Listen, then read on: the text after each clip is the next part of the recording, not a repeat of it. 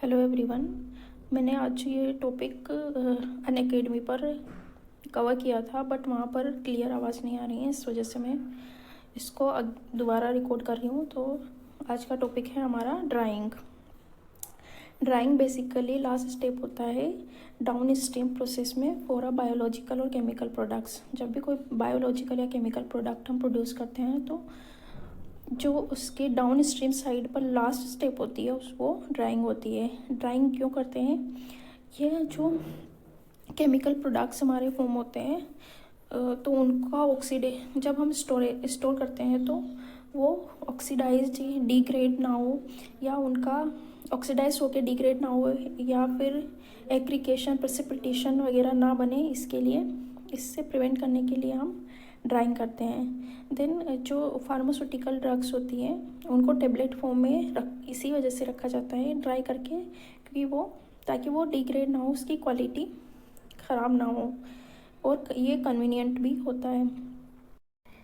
जब किसी मटेरियल की ड्राइंग की जाती है तो उसका जो वॉल्यूम होता है वो भी रिड्यूस हो जाता है, और ये हमारे लिए कन्वीनियंट होता है स्टोरेज के लिए, बिकॉज हमें पहले ज़्यादा स्टोरेज कैपेसिटी चाहिए होती है और हमें ड्राइंग करने के बाद वो कैपेसिटी रिड्यूस हो जाती है। और अनदर पॉइंट यह है कि जो अनडिज़ायरेबल वॉलेटाइल सब्सटेंस होते हैं प्रोडक्ट के साथ अवेलेबल, उनको हम रिमूव कर सकते हैं with the help of drying, और more economical and convenient to store them in dry form rather than frozen. किसी भी प्रोडक्ट को फ्रोजन फॉर्म में स्टोर करना के कंपैरिजन में ड्राई फॉर्म में स्टोर करना मोर कन्वीनियंट और इकोनॉमिक होता है। ये तो ड्राइंग के थ्रू हम स्टरलाइजेशन कर सकते हैं, that is we can prevent microorganism growth with the help of drawing.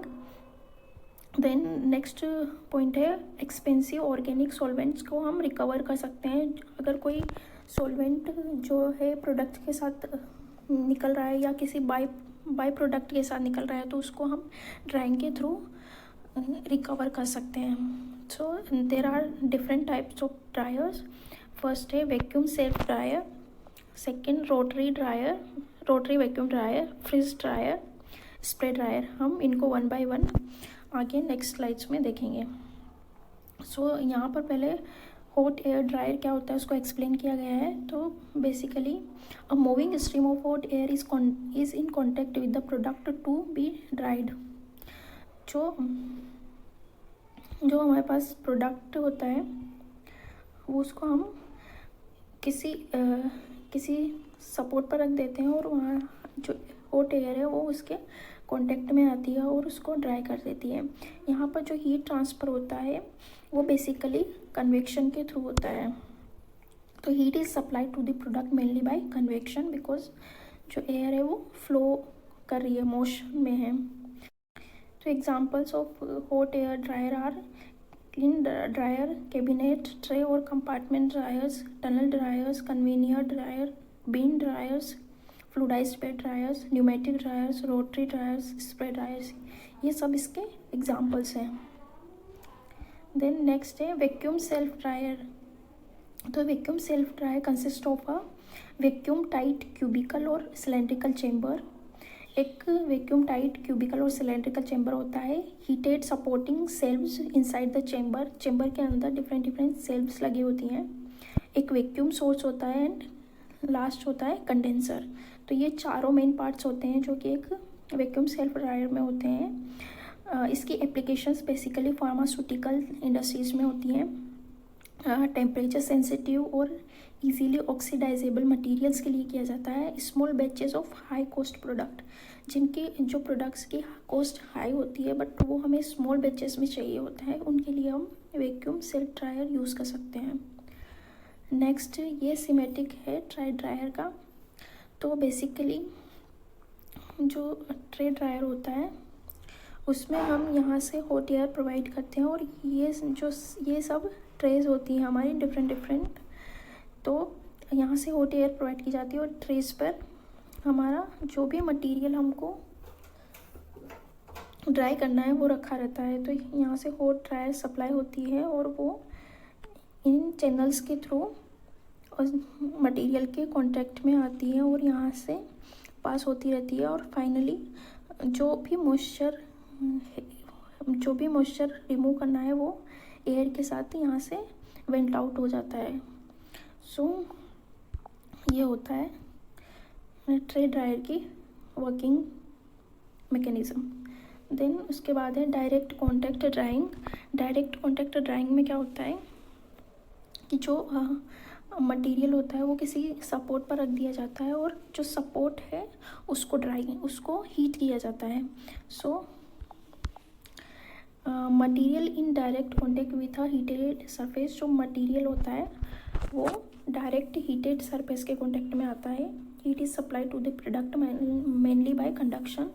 जो हमारा लास्ट वाला था हॉट एयर ड्रायर, उसमें कन्वेक्शन के थ्रू हीट सप्लाई हो रही थी। इसमें जो डायरेक्ट कॉन्टैक्ट ड्राइंग होती है उसमें heat mainly by conduction supply की जाती है। इसके एग्जांपल्स हैं drum dryer, roller dryer and vacuum bed dryer. So in direct contact drying necessary sensible and latent heat of vaporization are supply to the material by conduction. यहाँ पर mainly जो भी heat transfer हो रहा है वो conduction के through होता है। फर्दर जो डायरेक्ट कॉन्टैक्ट ड्राइंग होता है उसमें टेम्परेचर हमें 100 डिग्री सेंटीग्रेड से अबव यूज़ करना होता है।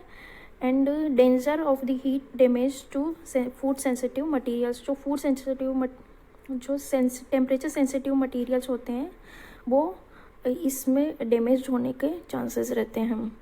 Then carried out under reduced pressure so that lower surface as well as material temperature may be employed. Then rotary vacuum dryer। Rotary vacuum dryer में जो वेट फीड है उसको batches में charge किया जाता है। Is subjected to indirect heating while undergoing agitation due to the action of pedal mixing. The operation carried out in vacuum. Recovery of solvent is possible by condensing the vapors generated. जो भी जिस भी solvent को हम recover करना चाहते हैं उसके जो वेपर्स होंगे उनको हम कंडेंस करके यूज़ कर सकते हैं, उनको रिकवर कर सकते हैं। Then freeze dryer is basically used to remove the water from a specimen after it has been frozen. ये basically heat labile materials including proteins, antibiotics, vitamins, blood plasma, hormones, tissue micro organisms, इन सब के लिए use किया जाता है। Then spray dryer producing a dry powder from a liquid और slurry by rapidly drying with a hot gas. Preferred for thermally sensitive materials such as foods and pharmaceuticals. जो thermally sensitive material होते हैं, temperature sensitive materials, उनके लिए spray dryer को prefer किया जाता है ड्राइंग के लिए। इसकी हेल्प से हम ड्राई पाउडर प्रोड्यूस कर सकते हैं। Air is the heated drawing medium.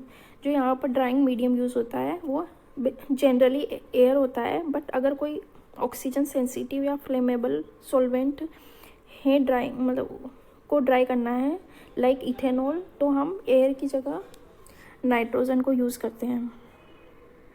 Then applications of spray dryer basically food industries में यूज़ होता है like milk powder, coffee, tea, eggs, इन सब चीज़ों को ड्राई करने के लिए। देन कुछ फार्मास्यूटिकल इंडस्ट्रीज़ में भी ये यूज़ किया जाता है लाइक एंटीबायोटिक्स के लिए को ड्राई करने के लिए, सम मेडिकल इंग्रेडिएंट्स, एडिटिव्स, इन सबको ड्राई करने के लिए। देन कुछ paint industries pigments, ceramic materials को ड्राई करने के लिए, कैटलिस्ट सपोर्ट्स को ड्राई करने के लिए, इन सब में भी इसका एप्लीकेशन होता है। Then this is the schematic of spray dryer. Spray dryer में बेसिकली जो स्लरी फीड होता है या लिक्विड फीड होता है उसको स्प्रे ड्रायर में यहाँ से हम फीड करते हैं और ये जो फीड होता है वो यहाँ पर एटोमाइज्ड हो जाता है। देन यहाँ से हम हॉट एयर प्रोवाइड करवाते हैं जो कि इस एटोमाइज्ड स्लरी के कांटेक्ट में आता है और हमें सॉलिड प्रोडक्ट्स यहाँ से सॉलिड पैलेट्स कह सकते हैं वो यहाँ से हमें मिल जाते हैं। और जो भी हॉट एयर है वो यहाँ इसमें से प्रोडक्ट्स में से मॉइस्चर को एब्जॉर्ब करके यहाँ से कोल्ड मॉइस्ट एयर की फॉर्म में निकल जाती है। तो यह इस तरह से स्प्रे ड्रायर का मैकेनिज़्म होता है। Then if feed atomised to 100 micron droplet size then the surface area will be 15,400 feet square per ton. Basically हमें जो प्रोडक्ट मिलता है स्प्रे ड्रायर से उसका अगर ड्रॉपलेट साइज़ 100 माइक्रोन है तो उसका सरफेस एरिया होगा वो 15,400 फीट स्क्वायर पर टन होगा। इसी तरह से जो अगर ये प्रोडक्ट हमें 20 माइक्रोन का मिल रहा है तो उसका surface area 77,021 feet square per ton होगा। तो जैसे जैसे ड्रॉपलेट साइज डिक्रीज़ हो रही है सरफेस एरिया इंक्रीज़ होता रहेगा। Then there are 2 important parameters in spray dryer. First है इवेपोरेशन रेट और सेकेंड है particle size distribution of the product. तो जो इवेपोरेशन रेट है वो the amount of air needed for drying को डिटरमाइन करती हैं, जो कि which determines the size and cost of all the components of spray dryer. जो स्प्रे ड्रायर में जो ब्लोवर वगैरह यूज़ करेंगे हम उसकी साइज़ और कॉस्ट को इसके वो डिटरमाइन करने में हेल्प करती हैं इवेपोरेशन रेट। सेकेंड पैरामीटर है पार्टिकल साइज डिस्ट्रीब्यूशन। तो particle size distribution affects the choice of atomization and can hence determine the size of spray dryer। तो जो साइज डिस्ट्रीब्यूशन है वो डिपेंड करता है स्प्रे ड्रायर की साइज पर। Now for a given evaporation rate, higher the temperature the less process air is required। अगर हम टेम्परेचर को हाई कर देते हैं तो हमें प्रोसेस एयर जो अमाउंट है एयर की रिक्वायरमेंट वो कम हो जाएगा। And the smaller and less costly the spray dryer system will be required. और जब एयर की रिक्वायरमेंट कम हो जाएगी तो हमारा जो स्मॉलर और लेस कॉस्टली स्प्रे ड्रायर से काम हो जाएगा। Then many products can't withstand with high inlet temperature if they are not thermally stable. कुछ प्रोडक्ट्स होते हैं जो कि हाई टेम्परेचर पर नहीं रह पाते हैं, वो डिग्रेड हो जाते हैं थर्मली। तो if they are not thermally stable then जो भी टेम्परेचर सेंसिटिव मटेरियल्स होते हैं उनको डिग्रेड होने से बचाने के लिए उसका जो ड्राइंग टाइम है वो 1 to 10 सेकेंड्स रखा जाता है और relatively low product temperature use किया जाता है। Then droplets of the spray dryer usually जो होती हैं उनका डायामीटर जो होता है वो 10 to 200 माइक्रोन्स में होता है। एंड जो surface area to volume ratio होता है वो जैसे जैसे ड्रॉपलेट साइज डिक्रीज़ होगी वैसे वैसे इंक्रीज़ होता रहता है। इसके बहुत सारे एप्लीकेशंस हैं जो कि यहाँ पर पैराग्राफ में दिए हुए हैं। मिल्क बेस्ड बेबी फूड्स में tea, coffee, dried powdered egg, fruits, vegetable juice powders, इन सब में इस टाइप के जो ड्रायर होते हैं उनको यूज़ किया जा सकता है। Then non hygroscopic materials can be dried to 0 level. 2 type के मटेरियल होते हैं, हाइग्रोस्कोपिक एंड नॉन हाइग्रोस्कोपिक। जो हाइग्रोस्कोपिक होते हैं जो मॉइस्चर को थोड़ा बहुत मॉइस्चर कंटेंट रखते ही, मतलब जिनमें जो मॉइस्चर को एब्जॉर्ब करने की कैपेसिटी होती है जिनकी। नॉन हाइग्रोस्कोपिक मटेरियल्स जो होते हैं उनको अगर हम ड्राइंग करते हैं तो उसे 0% मॉइस्चर कंटेंट लेवल तक ले जा सकते हैं। बट जो most of the biological products होते हैं वो हाइग्रोस्कोपिक होते हैं, तो उनमें हम कितना भी ड्राई कर लें, रेसिडुअल मॉइस्चर कंटेंट हमेशा कुछ ना कुछ प्रेजेंट रहता है on depending on the relative humidity of the surrounding atmosphere. जो सराउंडिंग में जो एयर प्रेजेंट है उसमें कितना मॉइस्चर कंटेंट प्रेजेंट है, उसकी ह्यूमिडिटी कैसी है, उस पर डिपेंड करता है कि उसमें कितना रेसिडुअल मॉइस्चर कंटेंट प्रेजेंट रहेगा, एंड टाइप ऑफ मटेरियल पर भी।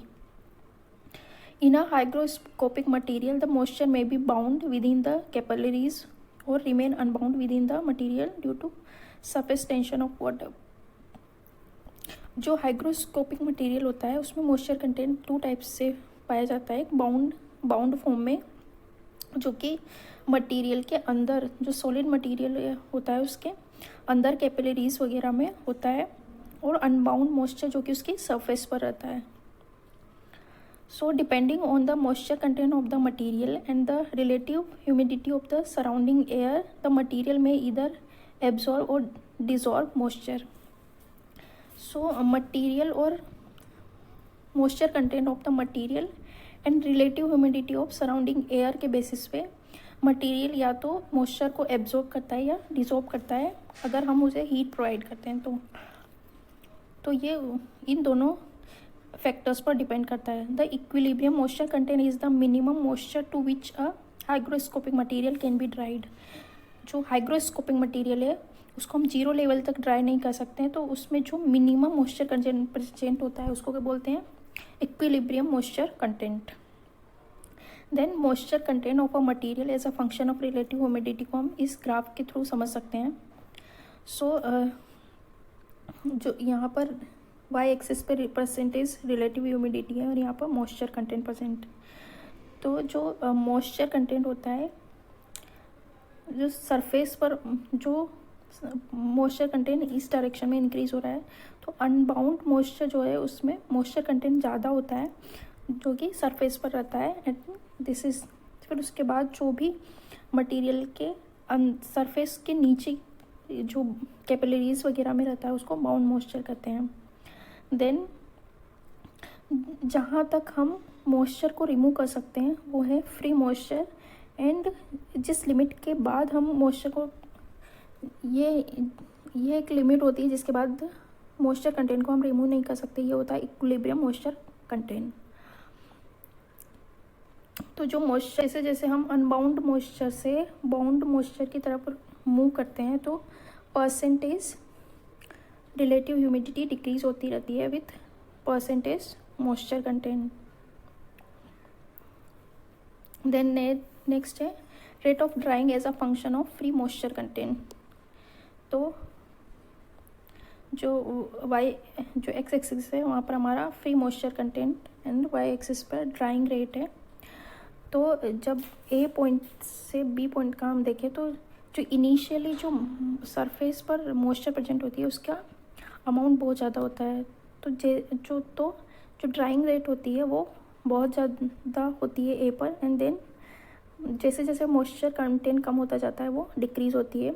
देन बी पॉइंट से सी पॉइंट तक मॉइस्चर कंटेंट जो ड्राइंग रेट होती है वो कांस्टेंट रहती है। Then C to D decrease होती है, and then D to E further decrease होती है। तो सी से ई तक का जो कर्व है उसको हम फॉलिंग रेट बोलते हैं, फॉलिंग रेट ड्राइंग पीरियड बोलते हैं। और यहाँ पर जो सी से ई तक है वहाँ पर जो ड्राइंग रेट है वो डिक्रीज़ होती रहती है, और बी से सी में ड्राइंग रेट कांस्टेंट रहती है। ड्राइंग किस तरह से मॉइस्चर कंटेंट के साथ साथ परसेंटेज मॉइस्चर कंटेंट के साथ साथ डिक्रीज़ होती है उसको दिखाया गया है, ड्राइंग प्रोसेस को दिखाया गया है बेसिकली। सो इनिशियली जो ड्राइंग रेट है वो कांस्टेंट रहती है, और जहाँ से ये कांस्टेंट रेट ड्राइंग पीरियड से फॉलिंग रेट पीरियड में एंटर करती है तो उनके बीच का जो पॉइंट होता है उसको क्रिटिकल मॉइस्चर कंटेंट से डिनोट किया जाता है। देन फॉलिंग रेट पीरियड में जब moisture content minimum moisture content पर पहुंच जाता है तो उस मिनिमम मॉइस्चर कंटेंट को इक्विलिब्रियम मॉइस्चर कंटेंट बोलते हैं।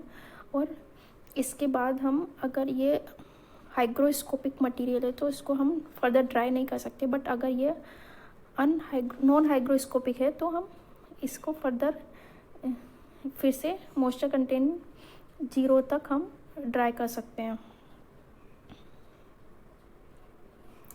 देन टोटल टाइम किसी भी ड्राइंग प्रोसेस में किसी मटेरियल को ड्राई करने के लिए किसी भी मटेरियल को ड्राई करने के लिए टोटल टाइम रिक्वायर्ड और जो मॉइस्चर कंटेंट है उसके बीच का रिलेशन शो किया गया है। तो ये जो टर्म है ये कांस्टेंट रेट पीरियड से रिलेटेड है, एंड जो सेकंड टर्म है वो फॉलिंग रेट पीरियड से रिलेटेड है। यहाँ पर जो ड्राइविंग फोर्स है वो difference between the initial and critical moisture content, जो XC है वो क्रिटिकल मॉइस्चर कंटेंट है, XI initial moisture content and XF is the final moisture content है।